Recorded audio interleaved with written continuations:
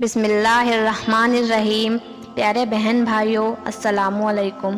بیان کیا جاتا ہے کہ بنی اسرائیل میں ایک شخص تھا جس کی بیوی نہایت حسین تھی، جس پر وہ اسرائیلی فدا تھا۔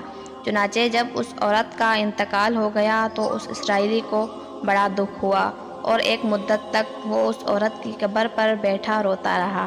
اتفاقاً حضرت عیسیٰ علیہ السلام کا ادھر سے گزر ہوا تو انہوں نے اس اسرائیلی کو پریشان حال دیکھ کر اس کا سبب معلوم کیا۔ جب اسرائیلی نے اپنا واقعہ بیان کیا تو حضرت عیسیٰ علیہ السلام نے دریافت فرمایا، کیا تو چاہتا ہے کہ میں اس کو تیرے لیے زندہ کر دوں؟ اس نے عرض کیا کہ ہاں حضور، میں یہی چاہتا ہوں۔ چنانچہ جب حضرت عیسیٰ علیہ السلام نے اس قبر کے مردہ کو آواز دی تو قبر سے ایک حبشی غلام، جس کے ناک کے نتنوں، آنکھوں اور جسم کے دوسرے سوراخوں سے آگ کی لپٹیں اٹھ رہی تھیں، حضرت عیسیٰ علیہ السلام کو دیکھتے ہی غلام نے کلمہ پڑھا کہ لا الہ الا اللہ عیسیٰ روح اللہ۔ اسرائیلی نے یہ دیکھ کر عرض کیا، حضور مجھ سے غلطی ہو گئی، میری بیوی کی قبر تو دوسری ہے۔ یہ سن کر حضرت عیسیٰ علیہ السلام نے حبشی کو حکم دیا کہ تم اپنی قبر میں واپس ہو جاؤ۔ چنانچہ وہ مردہ ہو کر گر گیا اور اس کی قبر کو مٹی سے چھپا دیا گیا۔ پھر حضرت عیسیٰ علیہ السلام نے اس دوسری قبر کی طرف توجہ فرمائی اور حکم دیا کہ اے صاحب قبر، اللہ کے حکم سے زندہ ہو جا۔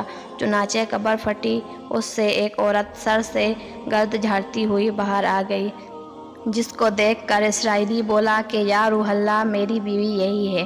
اور حضرت عیسیٰ علیہ السلام کے حکم سے وہ اسرائیلی اپنی بیوی کو ہمراہ لے کر واپس ہونے لگا، مگر عرصہ سے جاگا ہوا تھا، اس لیے اس پر نیند کا غلبہ ہو گیا اور اس نے بیوی سے کہا کہ تیری قبر پر غریہ وزاری اور بیداری نے مجھے ہلاک کر دیا ہے، اس لیے میں چاہتا ہوں کہ میں کچھ دیر آرام کر لوں۔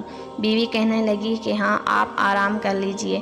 چنانچہ وہ اسرائیلی بیوی کے زانوں پر سر رکھ کر سو گیا۔ اتنے میں ایک گھوڑے پر سوار ایک شہزادے کا ادھر سے گزر ہوا، جو اپنے زمانے کا یکتا حسین تھا، جس کو دیکھ کر اسرائیلی کی بیوی از خود اس پر فدا ہو گئی اور اس کا دل قابو میں نہ رہا۔ اس نے شوہر کا سر زانوں سے نیچے رکھا اور فورت محبت و غلبہ عشق سے مجبور ہو کر شہزادے کے سامنے جا کھڑی ہوئی۔ ادھر جیسے ہی شہزادے کی نظر اس پر پڑی، وہ بھی اس کو دیکھ کر اس پر فدا ہو گیا اور عورت کی خواہش پر اس کو اپنے گھوڑے پر بٹھا کر لے گیا۔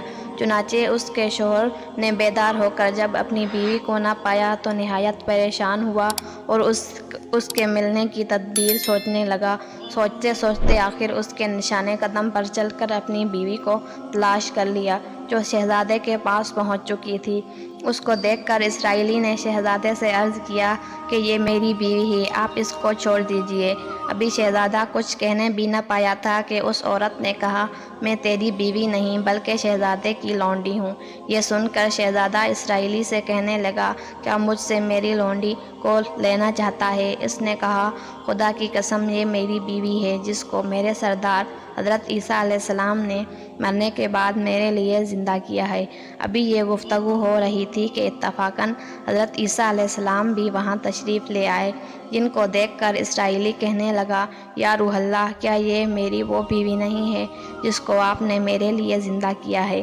حضرت عیسیٰ علیہ السلام نے فرمایا کہ ہاں، یہ وہی ہے۔ یہ سن کر عورت کہنے لگی کہ یا روح اللہ، یہ شخص جھوٹا ہے، میں تو اس شہزادے کی لونڈی ہوں۔ حضرت عیسیٰ علیہ السلام نے فرمایا کہ کیا تو وہ عورت نہیں جس کو میں نے اللہ تعالیٰ کے حکم سے زندہ کیا ہے؟